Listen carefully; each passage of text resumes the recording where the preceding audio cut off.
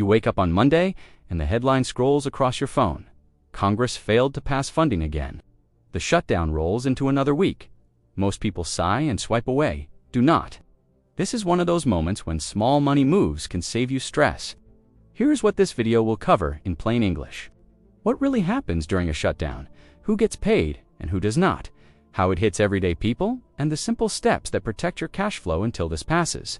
If you want a low-cost way to start a tiny online income while Washington argues, I put a beginner-friendly and legit $7 starter online side hustle in the description and pinned in the comments. Use it only if you want a simple side hustle while you wait this out. Let's start with what a shutdown is not. It is not a default on U.S. debt. Treasury still pays interest on bonds. Grocery stores do not close. Your bank account does not vanish. What actually happens is a legal freeze on spending that Congress did not approve on time. Agencies with no approved funding must pause non-essential operations and send some workers home while essential workers keep showing up, often without immediate pay. So who feels it first? Federal employees in shuttered agencies, contractors with paused work, visitors at national parks, people waiting on permits, licenses, or passport renewals, and small businesses near government hubs that rely on steady foot traffic. Delays ripple through airports if screeners or air traffic controllers are thin. Some research projects and clinical trials go on hold. The longer it lasts, the wider the ripple. What about benefits? Social Security and Medicare continue because they are funded outside the annual budget bills. Mail keeps moving. Veterans' health care continues. But new applications or certain services can slow. Tax refunds can get delayed if it drags on. Student loan service could feel choppy. If you are waiting on a federal program, check its website for shutdown notices and set alerts. Markets often wobble more than crash during a shutdown.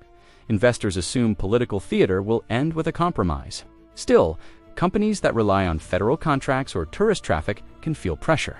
If you are investing on autopilot, keep calm. If you are a short-term trader, reduce risk until headlines stop swinging by the hour. Now let's get practical. What do you do if a shutdown pushes into a second week? First, extend your runway. Pause non-urgent big purchases. Let cash build for a bit. If you live paycheck to paycheck and work near federal services, move one bill due date so all your payments do not crush the same week. Call your providers before a payment is late. The words "I am proactively calling" go a long way. Second, smooth your income. If you are a federal worker or contractor and a paycheck is delayed, ask your landlord or lender for a temporary hardship arrangement. Many have policies for shutdowns. Keep written proof. If you can pick up extra hours elsewhere, do it. If you already have a small side income, lean on it for a few weeks. Third, protect your credit. If an auto pay is about to bounce, turn it off temporarily and make a manual payment when funds land. One bounced auto pay can trigger a late fee domino. Keep your utilization on credit cards as low as you can. If you need to use a card, choose the one with the lowest rate and set a reminder to pay more than the minimum once the check arrives. Fourth, get what you are owed. If you work in an essential role, you will likely get back pay once funding is approved. That does not help this week, but it means you can plan to refill the gap later. If you are a contractor, get documentation from your client about paused hours so you can invoice properly when work resumes. Fifth, take care of your head. The scariest part of a shutdown is the uncertainty. Limit doom scrolling. Use alerts instead of living in the newsfeed.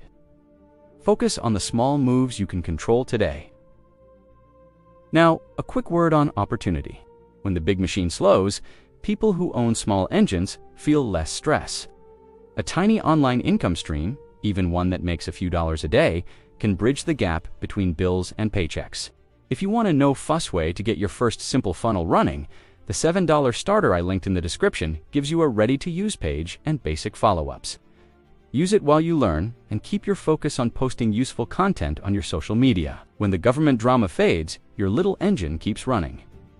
What if the shutdown runs long? The playbook stays the same. Communicate early, cut non-essentials, keep records, and use side income to cushion the dip. When a deal passes, restore your autopays, rebuild your small cash buffer, and write down the lessons you learned so next time is even smoother. Here is your action list for tonight. Check your autopays and due dates. Make a list of who you would contact if a check was delayed. Put a small cash cushion aside this week, even if it is tiny. If you want a starter side income tool, grab the link in the description and set up your personal side hustle. If this helped, hit like so the algorithm knows. Subscribe for real-world money moves. Drop a comment with the one step you are taking. And remember, political storms pass. Your plan is what matters.